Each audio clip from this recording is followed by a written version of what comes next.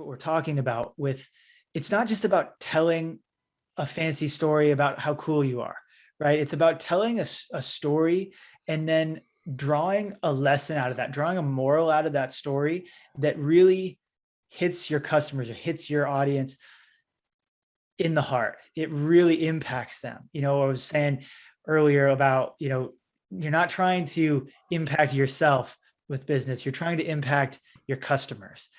And that's really where the rubber hits the road for me. So, and it helps you create more impactful content. It helps you create more unique content. And it also helps you create just more content in general, because you can tell any story about anything that you experience in life, and you can turn it into a lesson about business, about marketing, about content creation, about leadership, about health or fitness, or whatever it is that you teach. Wanna cause no problems. I just wanna live my life, but I keep on hearing about nonsense.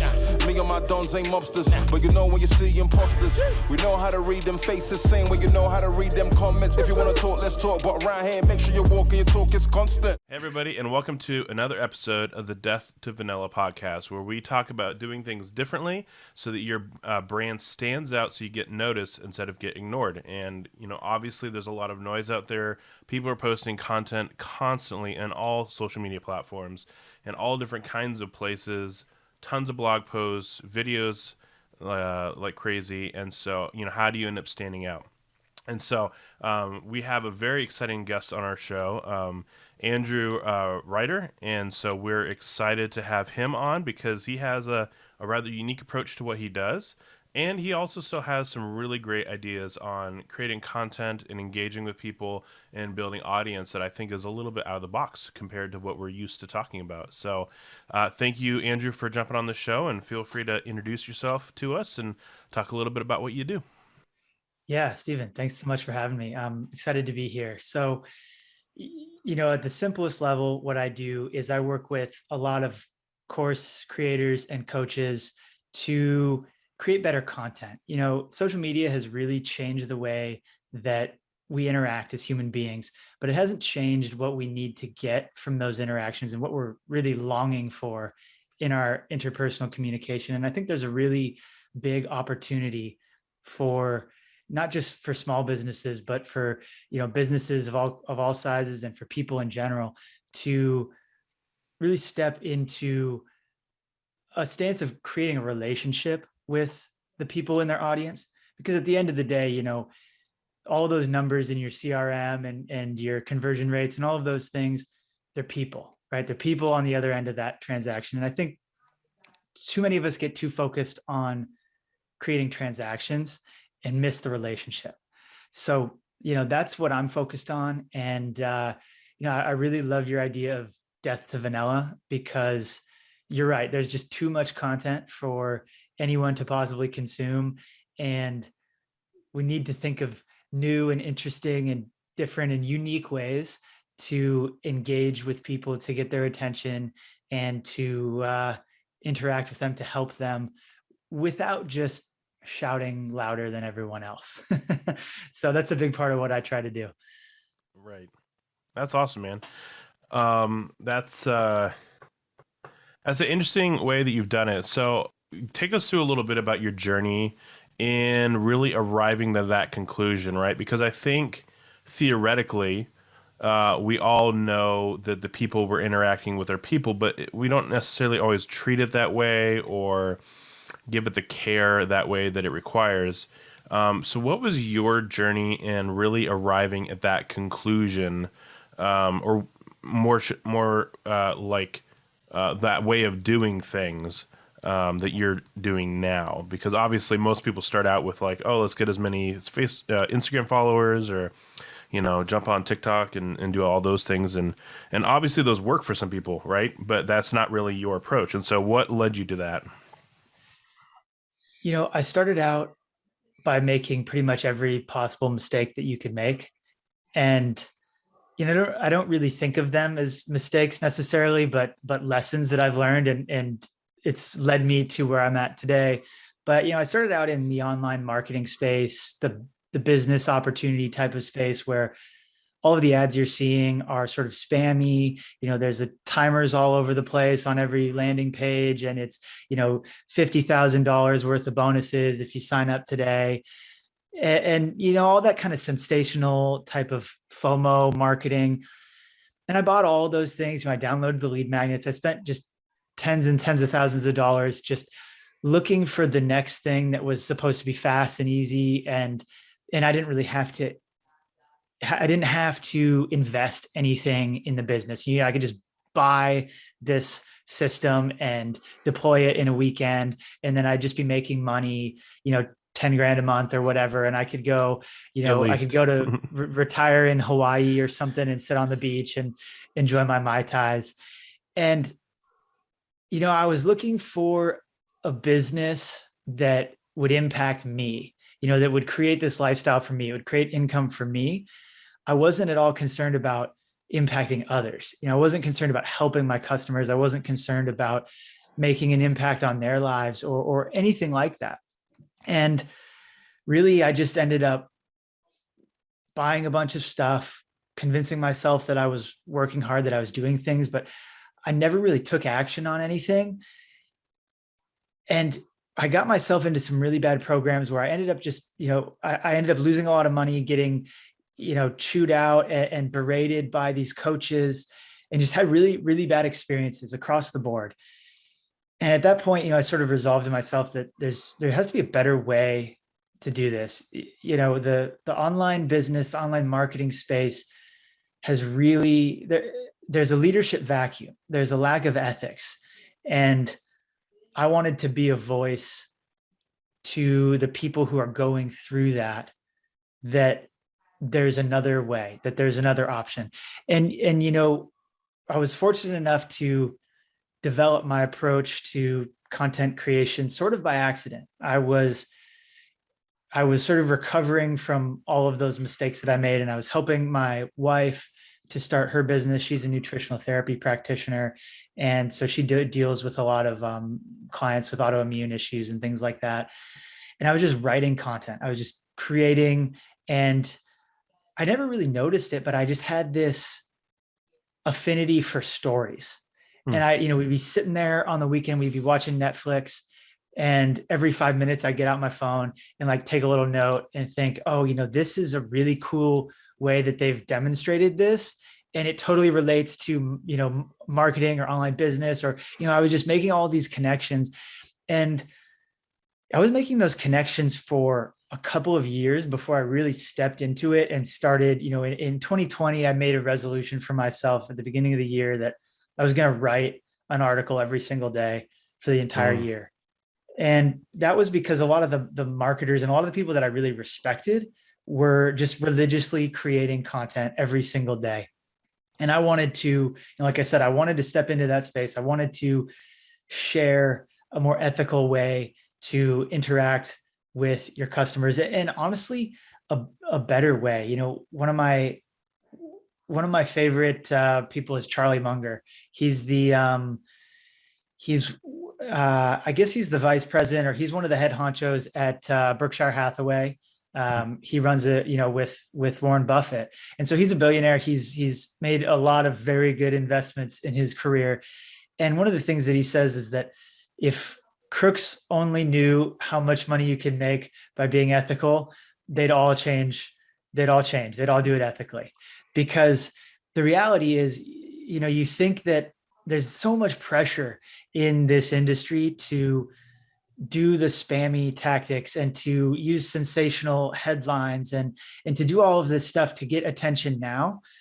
But there's so much more to be gained in building a long-term relationship with your customer and to continue that relationship over time. It's not just about getting a sale today. It's not just about making a transaction, but it's about building a relationship and taking them on that journey for the next, with whatever it is you can help them with today. And then the next thing you can help them with, and continuing to support them on that journey, forever, for as long as they need your help.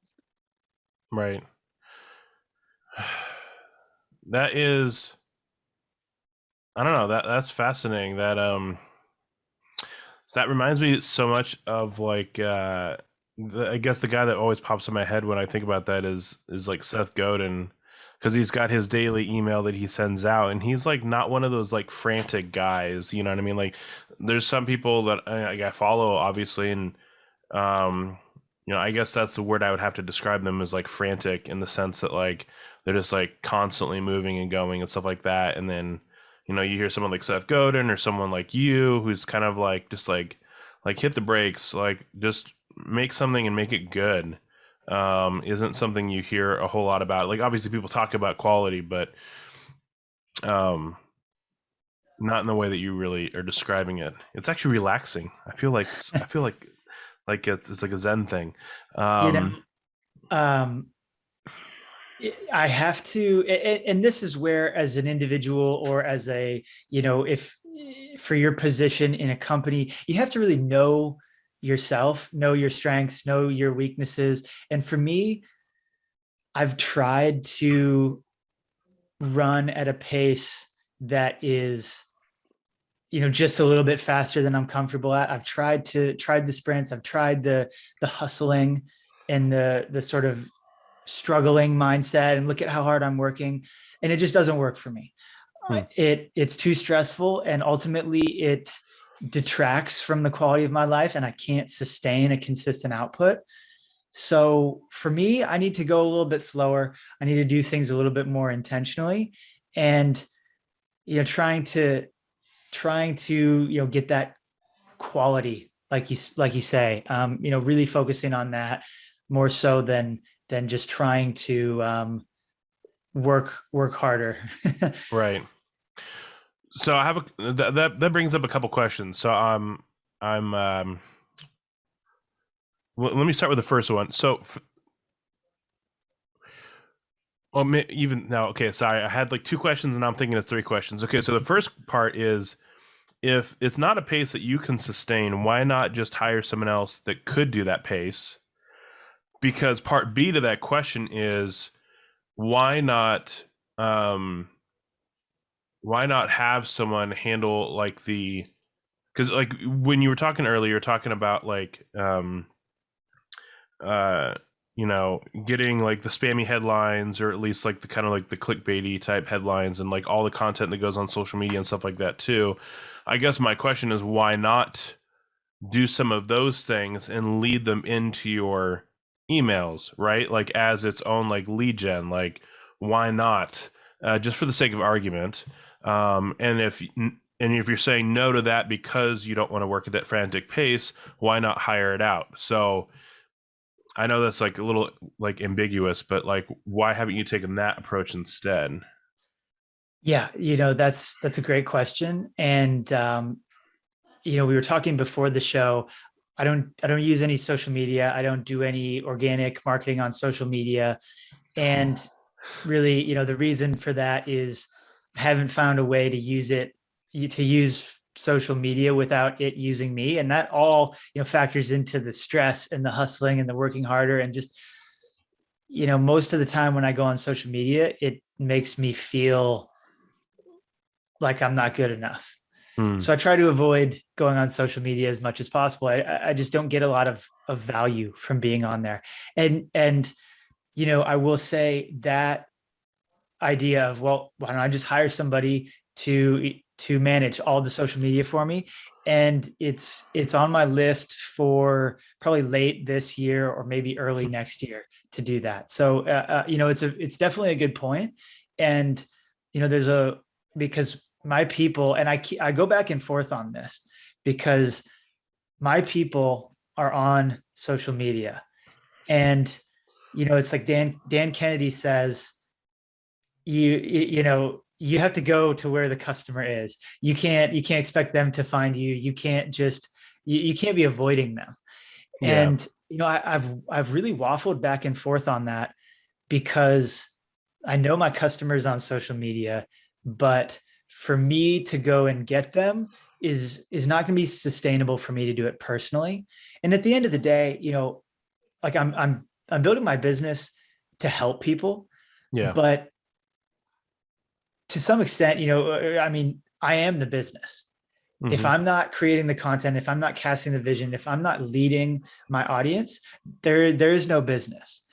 And so for me to, I have to make sure that I'm doing things in a sustainable way to where I can make a consistent output every single day, not just for the next year, but the next 5 years or the next 10 years. Yeah.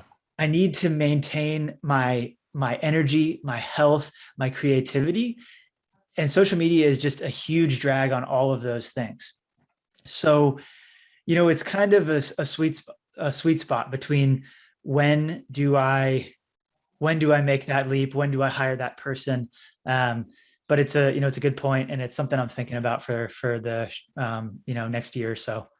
Right. Well, I got to say, I appreciate your vulnerability in sharing that struggle. I think that's a struggle shared by a lot of people. Like at the end of the day, like I've chosen to get on the treadmill of social media, but I find like as a person, I'm happier the less I'm on it, or more happy the less I'm on it. Right? Mhm.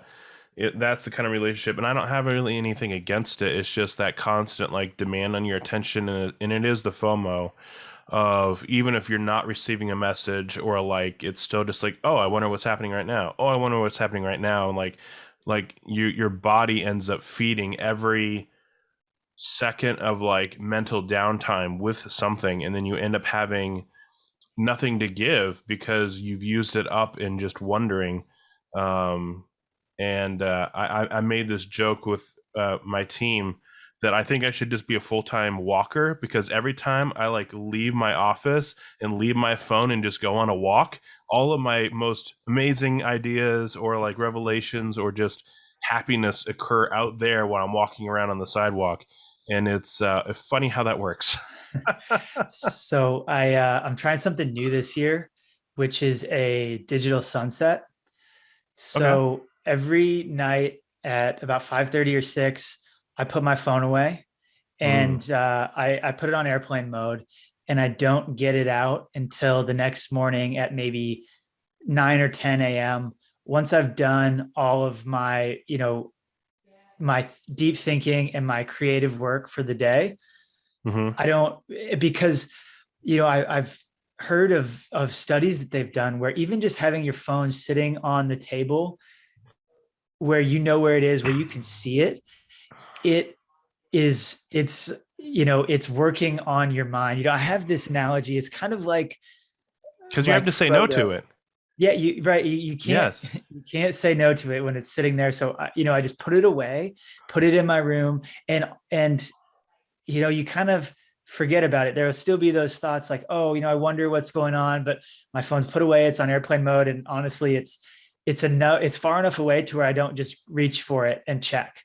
And it's kind of like, I don't know if you're a Lord of the Rings fan, but Yes. it's kind of like Frodo carrying the ring, right? And he's got it around his neck. He's not using it, but he can hear it calling to him, and it's reaching out to him constantly, trying to tempt him to put it on, right? And he puts it on, and he enters this completely different world where the real world is almost invisible to him. It's foggy, it's cloudy, and he's in a completely different world where, maybe you might even say, big tech is this evil eye that's zooming in on all of his actions and where he's going and what he's doing. So it the burden of the ring is ultimately, that is too much burden for one person to carry.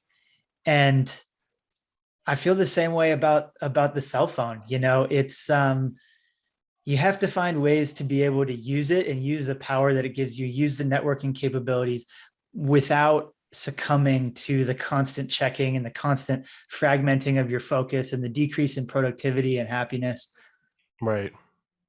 Well, and it's as you say, like if you are the business, or even if you're just the head of a business, even if you're a manager and you're not doing all of the like nitty gritty work, at the end of the day, like I would I would argue that some of your greatest contribution is your ability to like um think creatively, and if it's hampering that ability, then you've really ruined it. Like as a leader, casting vision for your team requires some freaking thought.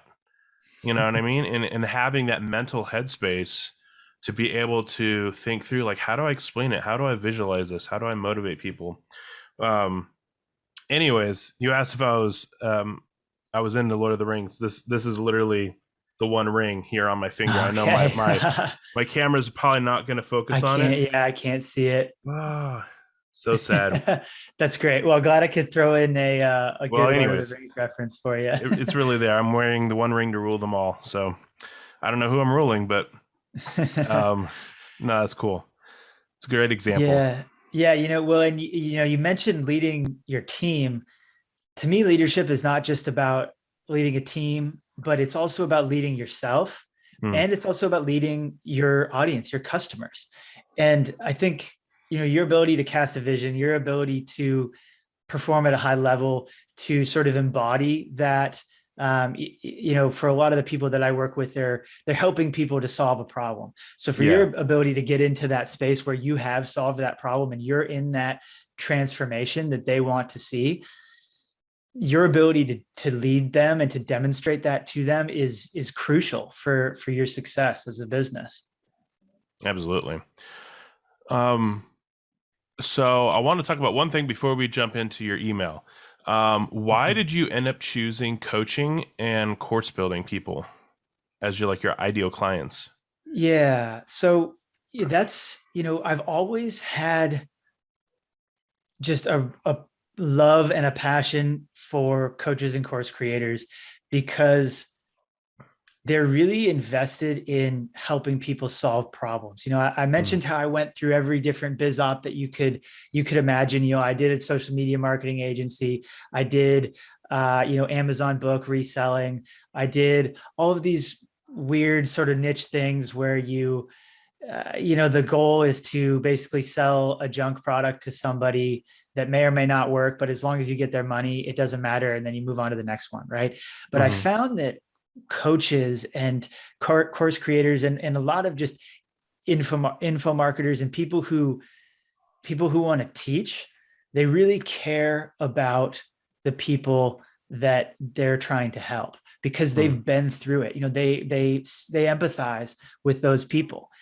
And so, that's part of it. But the other part of it is really those are the industries and those are the spaces that I've been exposed to. I was helping my wife start and grow her practice, and most of my experience is in that space with educators.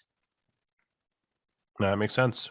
You gotta start where you're most experienced, most depth of knowledge. No, that's cool. I mean, at the end of the day, a coach is going to have a really hard time pulling the wool over someone's eyes for any length of time that's, bankable. I mean, after 2 or 3 sessions, I think you'll figure out pretty quickly if they can actually help you or not, in which case it's a whole lot harder to sell $2,000 worth of coaching than it is, a $2,000 conference or something like that. Especially if you're faking a bit. So I know of a guy who actually changed his name legally in order to continue to lie to people and rip them off. Wow. So, I guess there are workarounds, but Jeez. yeah, ideally you would deliver a high quality product and really fulfill on those promises that you're making to your audience. Yeah. That goes back to that. What was the guy's name? Charles.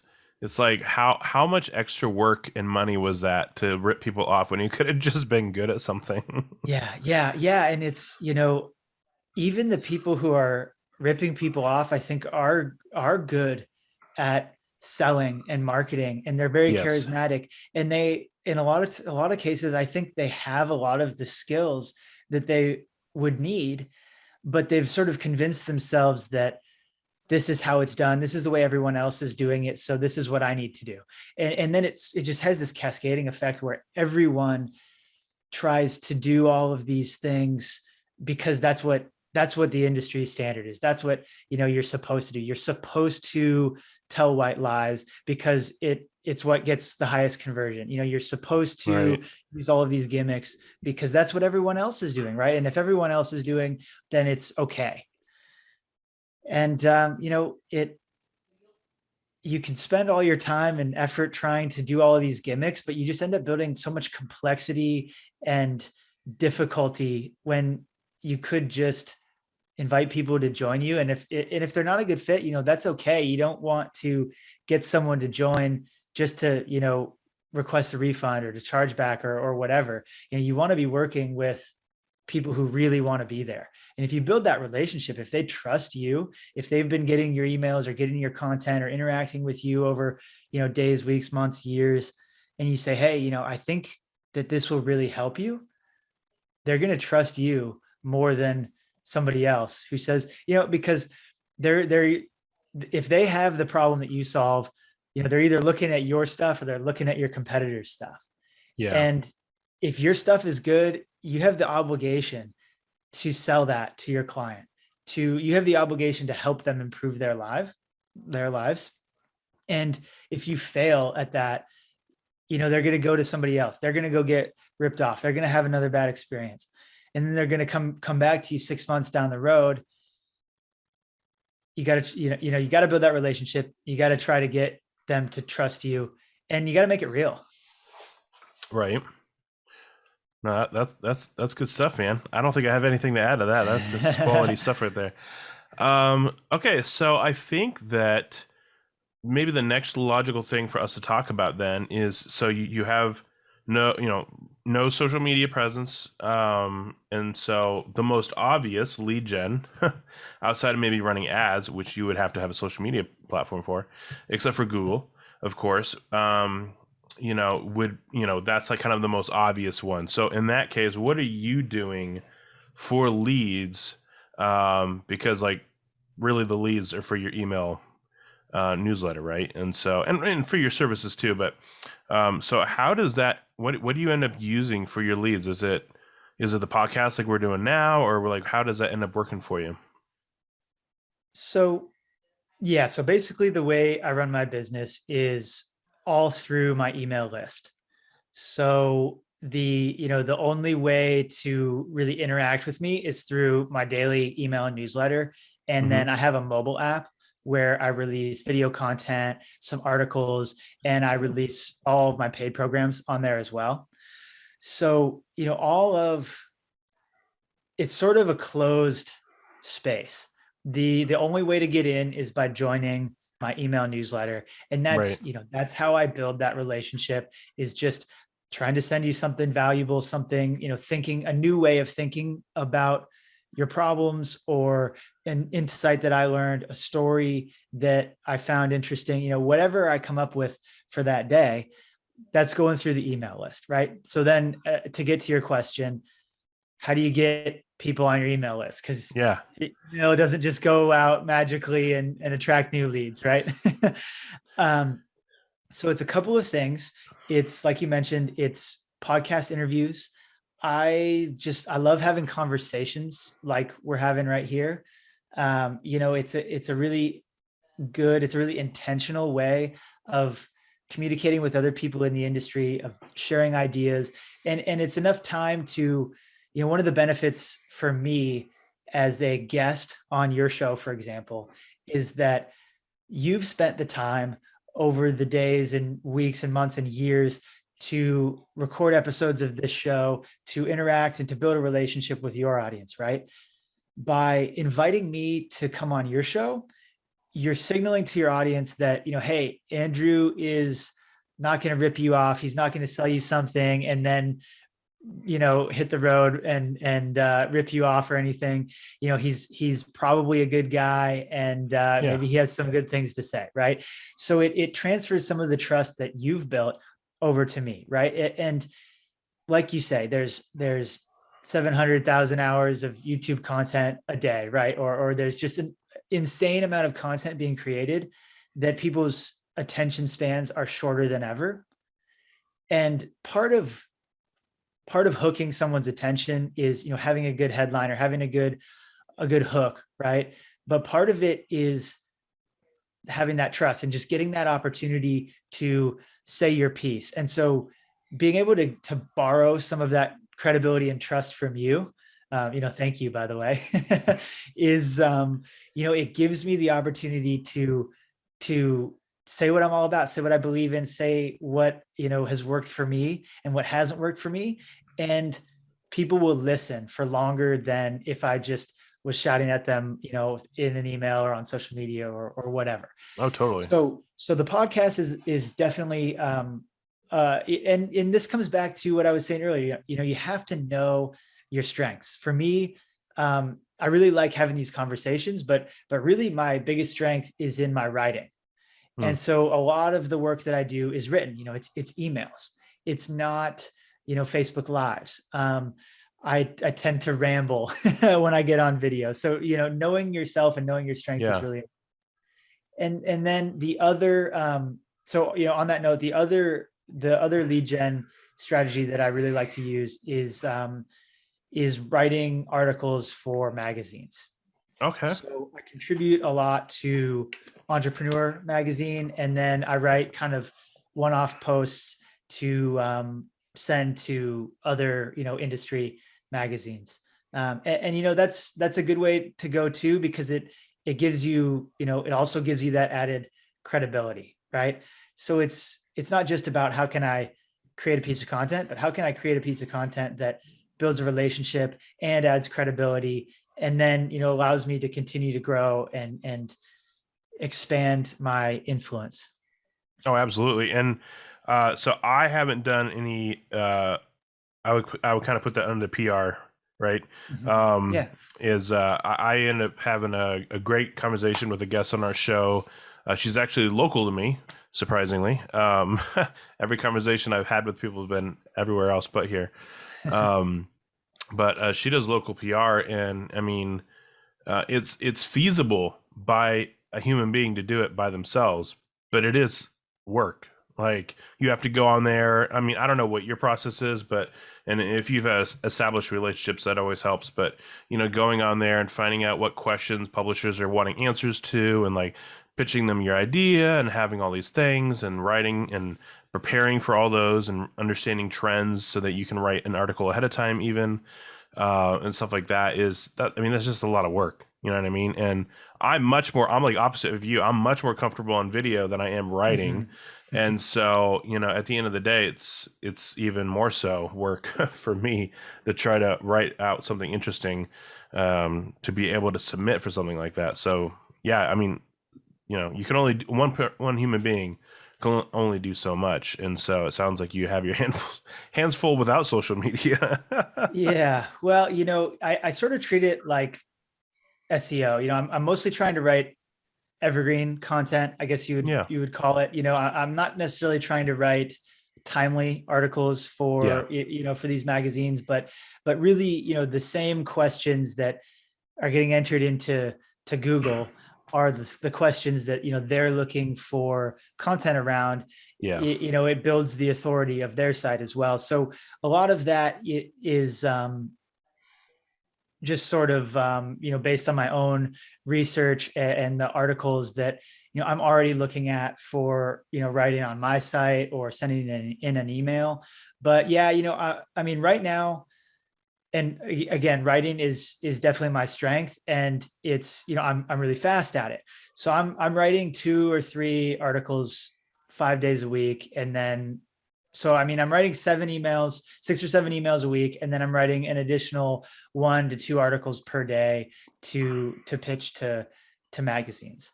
Right. So it's a lot of content, but it's a lot of people think that, like, wow, I wouldn't know what to write about. I wouldn't have the ideas, or, they kind of think like, okay.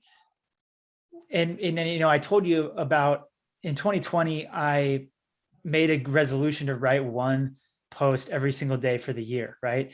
And I had those same fears, I don't know what to write about. I'm not like a great writer. I don't think I can do this, but I see all these people doing it and having success with it. And, how do I get started? Right. And you don't get started by thinking about, by planning your whole year in advance. You get started and you think, what am I going to write about today? And you get one topic and you write that. And it's like, it's mediocre, right? It's not that good. And then you get another topic for tomorrow, and you just take it one day at a time. And this is one thing that I really work with my customers a lot is finding ideas, because the ideas are there. Most people just aren't seeing them. And so the simplest thing that I recommend is to take 5 or 10 minutes at the end of your day.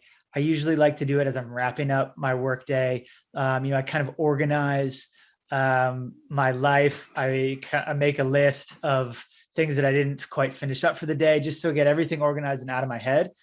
And then I'll spend 5 or 10 minutes and I'll just think about what happened through the day. Was there anything interesting? Did I have an interesting conversation with someone? Did I read something? Anything that could be turned into a piece of content. And after doing that for years, it just happens automatically to me now. And I just have a note on my phone.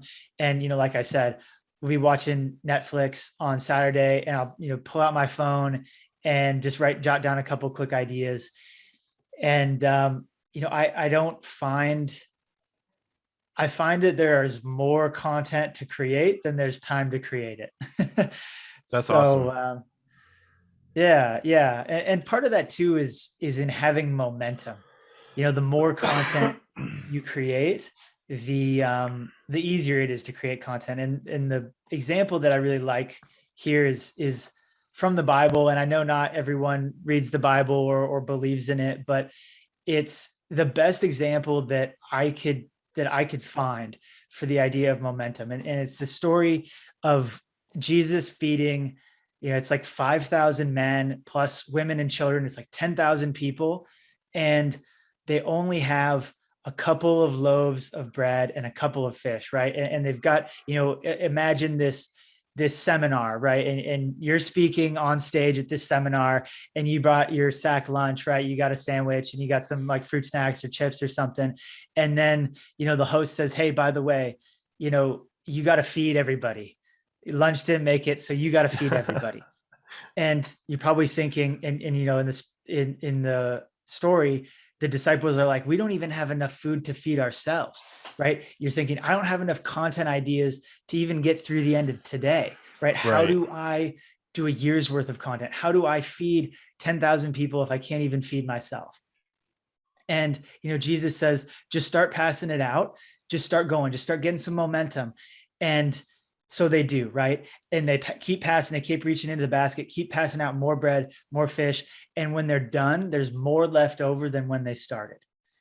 And that's, I could not describe more perfectly how it is with creating content. The more that you just do one at a time, just day after day, just keep passing it out, keep sending that email, keep posting that on social media, you'll find that at the end of the day, there's more ideas in the bag than when you started. Right. No, that's awesome. Yeah. It's like you said, you can't go planning out the whole year and expect that to be building, momentum.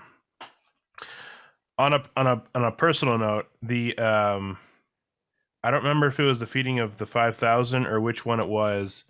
But I forget which one it was. Where, what is it? Is it Peter sitting with Jesus, and Jesus asked him, how are we going to feed all these people?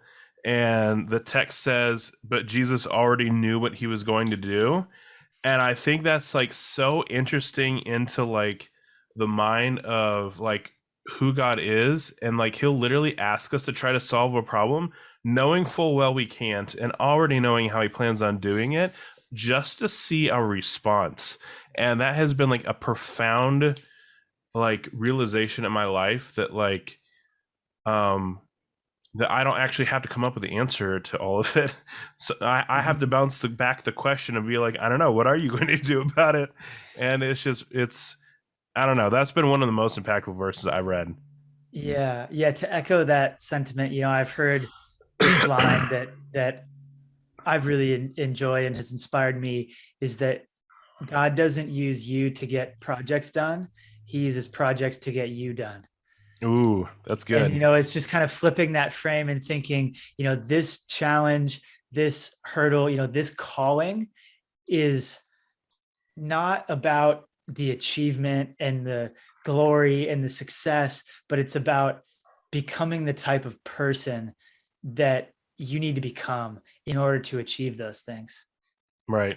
Well, I think that's so fascinating. I was literally talking to my sister the other day about it because, I mean, I've talked to several people about it, but the last person I talked to was my sister. And it's like, when you make a decision and have dreams like we do, right, where you're doing your own thing, you end up asking yourself questions about your worth, about what you bring to the table, about whether or not you should be heard, things that like someone who like goes to a job, even a very demanding job would maybe never ask of themselves, because at the end of the day, when you work for someone else, like you don't, like you're representing that company and that company's values and that company's stuff. It's not like a reflection of you as a human being, and it makes you ask questions and develop yourself in ways that I don't think you would otherwise, because of the dreams that you have, right? Like, I guess we're just a glutton for punishment when it comes to developing ourselves, right? Is that we're constantly like beating ourselves. I mean, I don't know. I can only speak for myself. Like you feel like you're almost constantly beating yourself up because you're constantly challenging yourself to get better. And that's not, I mean, maybe really high achievers do that, like when they don't have to, but this actual like choice and job makes you do that. It's very interesting, but I love that phrase. That's an amazing phrase. The God has projects so he can work on us. So that they work on us. We don't work on them. Exactly. That's fantastic. Yeah. One book I'd recommend to you as far as like transformation goes. I just one pastor friend of mine recommended a book called The Other Half of Church. It was really interesting. So I've literally been recommending it to actually everyone. Because it actually has some good business thoughts in there too. Okay. And so the general consensus is that most like American Christianity is based on the idea of knowledge.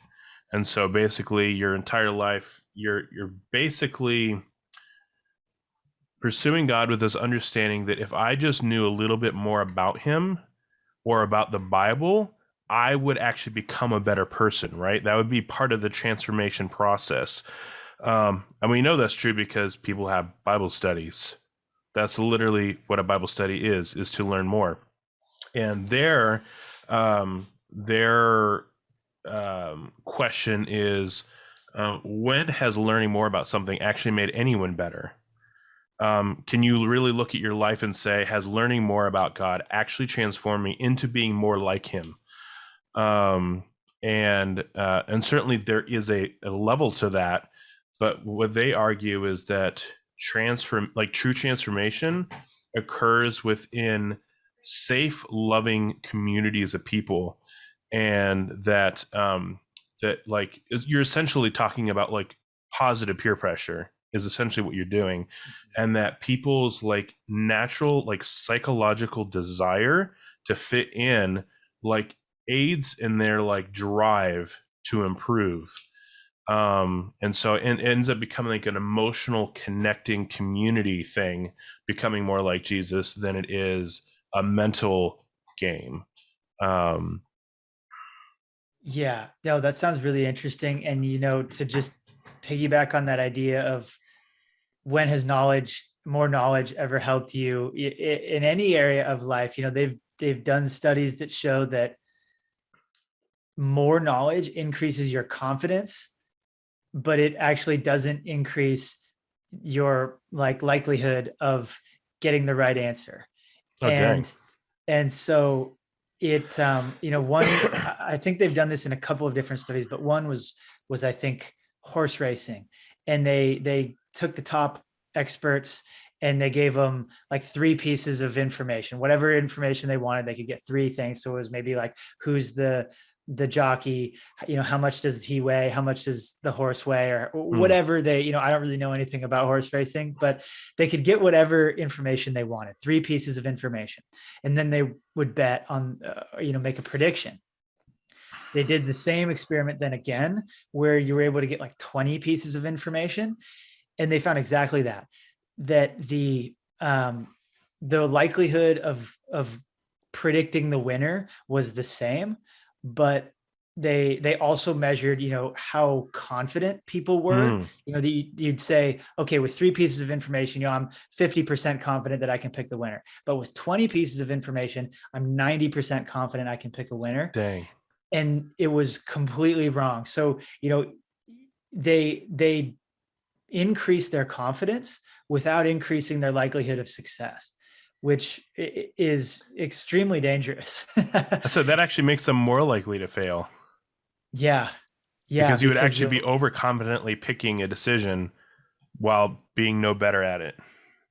That's right. That's interesting. That's fascinating. So the business part about that book that I thought was really good, just to kind of end cap that book part, is they have this thing called group identity. And essentially it's part of the equation of transformation. And essentially what you do is you create these phrases like, we are a people who blank. And so obviously in the context of being a transformed Christian, you're basically plugging in an attribute of Jesus that you're trying to be more like that. So we're a people who, just as a random example, we are a people who don't treat people differently because of what they've done. We love them where they're at, right? And we know that's an accurate thing because when the prostitute was brought before Jesus, he said, I don't condemn you, go and sin no more, right? And so we know that it's in the character of Jesus to accept people where they are. Obviously, they challenge them to the next thing, but you create the group identity after the character of Jesus. Well, I think from a business standpoint, you can actually help create much. This is just a theory. I haven't tested it myself, but it makes sense that you would be able to actually create a much stronger identity within a tribe of people by having some of those phrases as a leader of that tribe and being able to articulate those in like stories and just say them out loud. And so, if it's like a group of leaders, oh man, I forgot where I wrote mine down. I had some ones that I wrote down as I start growing more community of like, we are people who are open to change, right? We are people who are willing to face the ugly truth, right? And so things like that. And this group identity, because the thought was, okay, like if the problem with, like, say CMOs, for example, and companies, if their challenge of being relevant is that they're behind on what's happening in the world, then part of the identity that they're having a problem with is that they're not always open to something new. Maybe they're stuck with their old ways of doing things, and so they're just not open to new ideas. Well, I want to have a community where people aren't like that they're a group of people who identify themselves as people who are willing to look at something new, and are open to those ideas and being able to shape the dynamic of the group. And people will be able to like really like self-select if they want to be a part of something, and in fact even be more bought in, I feel, if they are able to experience some of those group identity statements and be able to be like, yeah, that's 100% me, or that's at least 100% the person I want to be, and then be able to really like probably make them even more committed earlier in the process. So I thought that was really fascinating just from a business standpoint, and that's in that book too. Yeah, that's awesome. That reminds me of a line that comes from a Seth Godin book. This is Marketing. And he says, people like us do things like this. Mm-hmm. Yeah. And, it's different words, but it's the same sentiment. Same idea. Hopefully it's just the same kind of outcome, which is that you be able to build a stronger community of people who are more committed. Absolutely. So anyways, well, that's cool. That's fun. Look at us learning things. Oh, by the way, I wanted to tell you about a cool tool that I literally learned about this morning. I don't know if you ever heard of Obsidian. Yeah. I know of it. I haven't used it. Okay. Yeah. It was made me think, because the guy was telling me about it this morning in a podcast I did at like 9 a.m. And he was saying it's like a way to be able to like take notes, and then it like is able to like tie things together and kind of create these like unique like connection points for people, like as a relationship building tool. But you've been writing for years, so I'm assuming you probably already have a great system that works for you and keeping track of your stories and stuff like that too. But it just blew my mind. So I was like, I got to check that out. And when you were talking about the sheer volume of note taking that you do, I was thinking that might be helpful. But Yeah, I use Roam Research, which is pretty similar. What If is it you're called? ROAM, Roam Okay. Research. And yeah, it has a lot of the same capabilities as far as mapping your ideas and making connections between different things that you're Okay. thinking about. It's a tool for connecting ideas that you wouldn't necessarily be able to do it in your head. Yeah. It's really powerful. It definitely takes a time investment to get things in there and get it built out and get sort of the basic framework, which Yeah. I would imagine would be true as well for Obsidian. But once you get it set up and once you start tracking different topics or different keywords or things that you're interested in, it's very powerful in connecting, oh, this is actually related to these other ideas that, through some kind of obscure link or, maybe it's a second or third order link between ideas. Right. So yeah, I take a lot of notes in Rome and I poured over all the highlights from books that I'm reading, all of the notes I take from videos, and all of my learning goes into a database in Rome. And then it connects all the ideas for me. That's cool. Now, I think that's so helpful because, like I was telling the other guy, his name's Skylar. I'm very much like I love learning, but I take in way more data than I could ever like make sense of. Yeah. And so, you read a book, that's a lot of information. And it's like you said, even just watching a TV show, if you're like, oh, that's kind of interesting, and like making a note of that, well, that's cool. But like, what are the chances of you coming back to that later? Or, I mean, for you, probably much higher because you're writing every single day. But for me, like, there's not a chance, like, I'm just going to forget that it's even there. But then if something is able to like translate that into something interesting for me, with virtually the same amount of effort of just simply writing a note, then that's pretty slick. Yeah, yeah. Well, and you might also look into Zettelkasten. It's a methodology for it's a German word. It's probably spelled close enough to how it sounds. And what is You'll it be called able to again? find it. Zettel? Zettelkasten. It's like Kasten. It is a methodology for note taking. That was not just note taking, but information management that was developed by a German professor. And he was able to write something like 70 books and just a crazy amount of output over his career Dang. using 3x5 note cards. And he had, like 100,000 different cards or something. So, the tools and the technology that we have today facilitate the connection of ideas in a much simpler and easier way than he had in the past. But a good book that really goes into that would be How to Take Smart Notes by Sanka Ahrens. That would be a good place to start, and that'll give you a really good understanding of the Zettelkasten methodology. And then if you're looking at tools, Rome Research, Obsidian, they're pretty much function the same. You can do it with Notion, which is another tool that I use. There's tons of different ways to do it, but really it's about finding what is easy for you, and also don't try to over engineer it at the start. Just start with something simple and something that you'll actually use, because it's way too easy. And once you get into the Zettelkasten and the productivity rabbit hole, you'll start to spend way too much time trying to create the coolest looking database and never use it. You'll over engineer your systems. So yeah, just jump right in and start collecting notes and making connections. Yeah. That's 100% something I would do, is make some big, beautiful thing and exhaust myself in making it that I never actually use it. So I've done it a few too many times. So guilty as charged. Yeah. Well, cool. Well, awesome. So let's, just for the sake of the podcast, let's go ahead and wrap up kind of what we're talking about. So I think I'd love for us to dive back in is talking a little bit about what your content actually is in the emails that you send, right? So you've you've created this community. You have these like very specific kinds of people who are part of your email list. What are you actually starting to send them? So every email is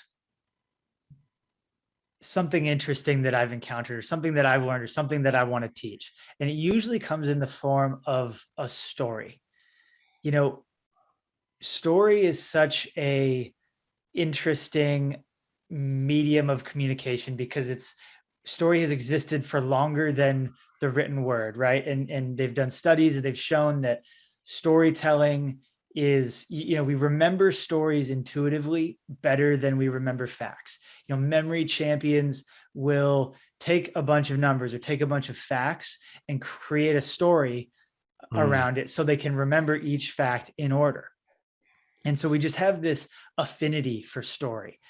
And at the same time, then you have these storytelling experts that, take it to the extreme, and they say everything's about the story and you have to be doing all of these fun and crazy and fancy things with your life and be living this amazing dream so you can tell all these stories about your Ferraris or, your weekend in Vegas or whatever, and they take it too far. You see, where I like to make the distinction is the story is not the most important thing. The most important thing is the moral of the story.